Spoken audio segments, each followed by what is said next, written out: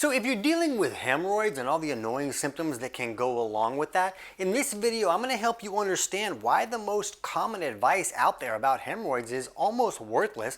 I'm going to help you understand the actual underlying causes and steps you can take to improve the situation.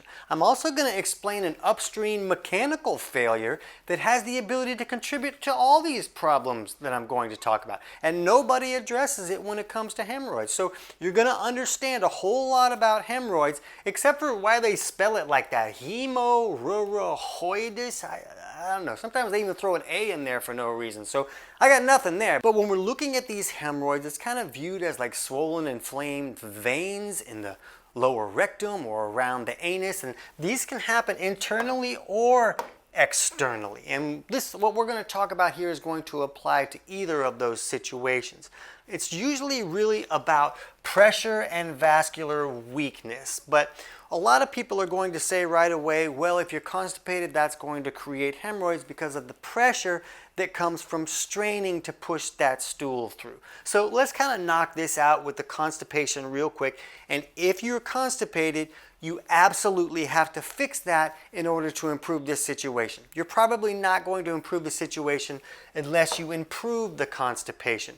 But for people to tell you like, oh, you need to eat more fiber and drink more water, that's not how you fix constipation. I'm not going to dig all the way into that here, but if you're constipated, you need to watch our video on how to fix constipation for good, and I'll put the link to that in the description below. But the spoiler alert is that it's most commonly about hypochlorhydria or low stomach acid, somebody not making enough stomach acid to really acidify their food correctly, and then everything that moves through the system becomes more alkaline and it will move at a slower pace. Or somebody's dealing with some kind of overgrowth that's either in the stomach and neutralizing our stomach acid, or an overgrowth further down, maybe in the small intestine, like a SIBO or small intestinal bacterial overgrowth issue that's putting out a lot of alkaline waste and causing that alkalinity there. Or it can have to do with water traffic, where the body is dealing with an imbalance where the body is sending more of our water through the kidneys and less to the bowels. So if somebody doesn't fix that imbalance, they can drink more water, but they're just going to pee all day. The water is not going to go to the colon here and help things move through that bowels at an easier way, the way that it can when more water goes there. So it's really about fixing those underlying causes when it comes to constipation. It's not about stool softeners or laxatives. Those don't actually fix the underlying cause of the problem, and they're just trying to help the stool move. So we have to actually fix constipation if you're dealing with constipation. But not everybody dealing with hemorrhoids is even dealing with constipation. So we really want to understand what's actually going on here. So since this hemorrhoid problem can sometimes be a little bit more about the pressure that is being created, and sometimes it can be more about this vascular weakness. And you know, hemorrhoids used to just be viewed as like a varicose vein in the rectal anal area, but it's really a lot more complicated than that. So we want to look at tissue degradation. It's not just about vein weakness, it's kind of like a degradation of the whole system holding everything together. So we have venous degradation, where maybe those walls of the veins are not as strong, but we also have a whole collagen matrix that's holding everything together that can kind of become degraded as well. We also want to look at the anchoring muscles or the parts ligaments that kind of hold everything in its place, and those can become stretched and pull away from their anchors. So when we're looking at this taking place with the hemorrhoids, it's not just about the veins, it's a more complicated system of all these structures kind of not working the way that they're supposed to. So let's look at this study here on abnormalities in collagen composition may contribute to the pathogenesis of hemorrhoids. And they say hemorrhoidal tissue from patients with hemorrhoidal disease appear to have reduced mechanical stability as compared to normal controls. And this other study on hemorrhoids, a collagen disease, they say there is fundamental disorder of collagen metabolism in patients with hemorrhoidal disease. So I've talked in a lot of videos and gone over a lot of studies that talk about when there's a problem with the collagen, there's usually an issue with the body's ability to access those amino acid building blocks that allow those structures to form in the first place. So this can go back to this hypochlorhydria issue that we were talking about before that can lead to constipation. When someone does not have enough stomach acid in their stomach, they can't break proteins down into amino acids. So now we don't have the building blocks for all of those structures that are allowing everything to rebuild and re-strengthen and renew. So as they degrade, they're not going to be as strong. They're not going to hold together, and we're going to create these hemorrhoid type issues. So I've gone over a lot of studies and other videos that talk about if somebody is using a PPI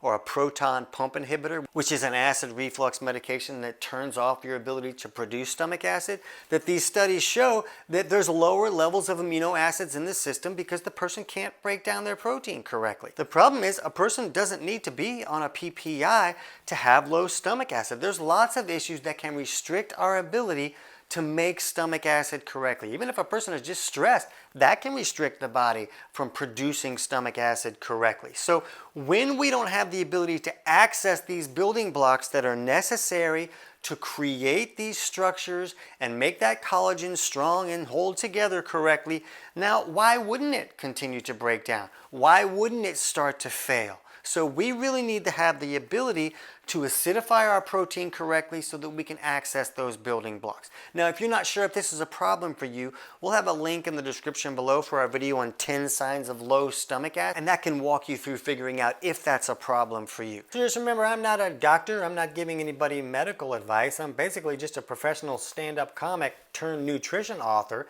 because when I lost my voice for 8 years and 23 different doctors couldn't help me figure that out, I had to dig for my own answers. So now for 20 years, I've been teaching health professionals in more than 40 countries how to help their clients fix the actual underlying causes of problems instead of just covering up the symptoms. But with these studies that I'm linking below, you can dig through those and find the right questions to ask your doctor. Now, to understand other nutrients that are crucial when it comes to these structures rebuilding and repairing correctly, let's look at this study on role of vitamin C in the function of vascular endothelium.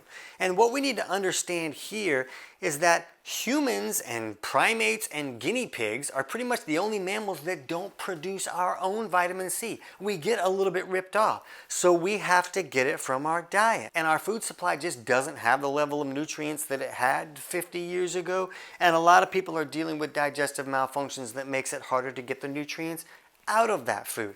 And when people supplement with vitamin C that they pick up at their local pharmacy, they're usually just getting ascorbic acid, which is just a fraction of that whole C molecule that the body really needs to rebuild and repair things correctly. So to actually access vitamin C, if you're not getting it from food, we need to supplement with a whole food form of vitamin C that gives us that whole C structure, not just ascorbic acid. So things like camu powder can be helpful, acerola cherry powder, a lot of people use those, but both of those contain sugar, which can be a problem for some people. We use a supplement called BioC from Empirical Labs. We're not the manufacturer of that, and this is not a paid promotion for that. This is just what we use with our clients.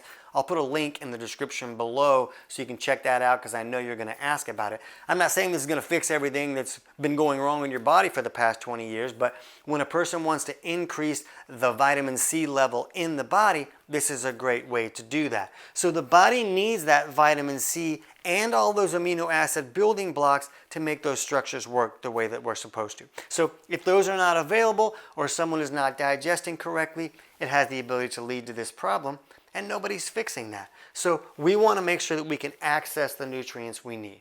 Now, let's look at this other study on altered gut microbic flora and hemorrhoids. And they kind of talked about when somebody's dealing with this SIBO issue here, or some type of altered microbiota in that gut there, that it has the ability to create a lot more gases and a lot more pressure. And now this pressure becomes one of the bigger problems. And there's more pressure, even if someone is not constipated, there's more pressure on this system all the time. So if somebody's dealing with some type of SIBO or excessive fermentation issue where bacteria are fermenting all of the fibers and carbohydrates that you're bringing into the system, that pressure has the ability to create that problem. Now here's what we really want to look back at, this main mechanical failure of this lack of stomach acid. Most people that are dealing with SIBO have that because of a lack of stomach acid. That acid in the stomach is the barrier that keeps all the bad guys from coming in on the food that we're eating.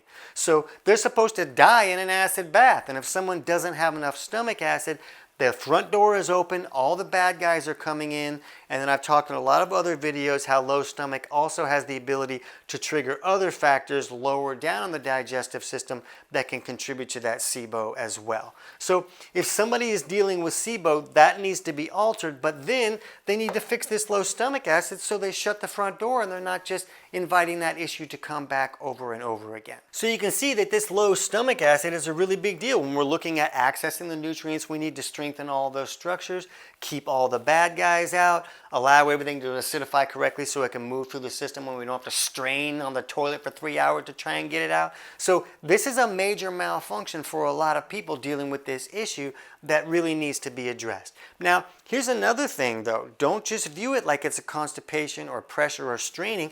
Chronic diarrhea has the ability to lead to this issue too, just from that constant movement of things moving through and creating inflammation to all of those tissues has the ability to lead to hemorrhoids as well. So any of those digestive issues going on, we want to repair those. If you're new to this channel and you don't know how to do that, we'll have a link in the description below for our totally free digestion course that helps you figure out which aspects of digestion are not working correctly and steps you can take to improve that. And if someone is really having a major problem with this, I'm okay with somebody supplementing with collagen, a good source of collagen, or even amino acids and a whole food form of vitamin C like we were talking about. But you really want to fix the digestion so that you can get all of those nutrients out of the food and put the body into a state where it can utilize the nutrients the way that it's supposed to. So I hope that helps you understand some of the actual underlying causes that can create this and steps you can take to improve the situation. And if you are dealing with constipation, you can jump over right now and check out that video on fixing constipation for good. And if you already know you have low stomach acid, you can jump over and check out our video on 4 steps to improve low stomach acid. I can't wait to hear about your results.